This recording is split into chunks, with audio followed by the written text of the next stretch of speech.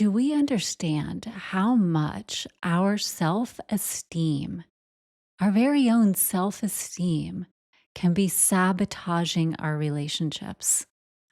Whether it's in our current relationship or it is our desire to create deep connected relationships with someone else. And it doesn't even have to be a romantic relationship. We're talking any relationships, friendships, family members. You could have a very wonderful relationship with your partner, but a very not so wonderful relationship with other people that you desire to have solid relationships with in your life. Yeah, like a sibling or a parent or something like that. Yeah. Exactly. Yeah. And could it be that your very own self esteem and self worth in those relationships is playing a factor? And so let's dive into that topic today because I know I navigated that in my own life and I wasn't even aware of it. I didn't realize that I was the common denominator in all of those things, right?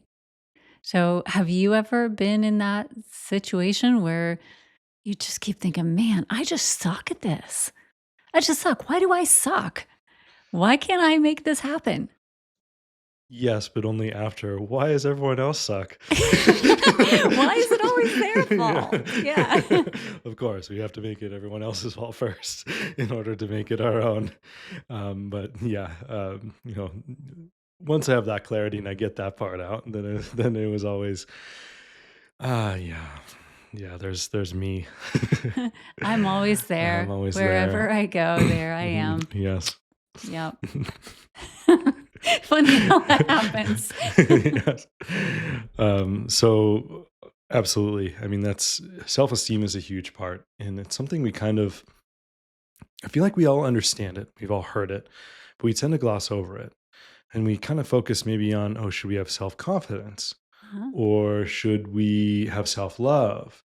And again, all good things, But but self-esteem is really important. It helps us really, I feel that the reason why it's so important is that it really helps us create a bridge into understanding our ego. mhm, And there's, to me, usually a correlation between a low self-esteem and an overcompensating ego. yes. Because self-esteem is really derived in self-knowing, Hmm. right? Right. And overcompensating ego doesn't just have to be overinflated. It can also be under ego as well. Uh-huh.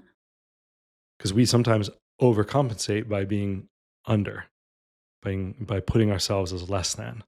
Yes. Which happens actually more often than not. Generally, we downplay ourselves. Hmm. We devalue our worth. And then you're right, we attempt to build ourselves up or wear a mask or pretend to be something more than because we are devaluing the authentic person that we are. And so that begins to create complexities.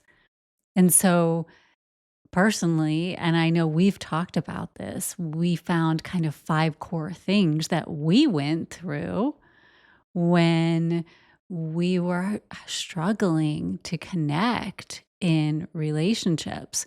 There were just common things where self esteem was sabotaging relationships in our lives.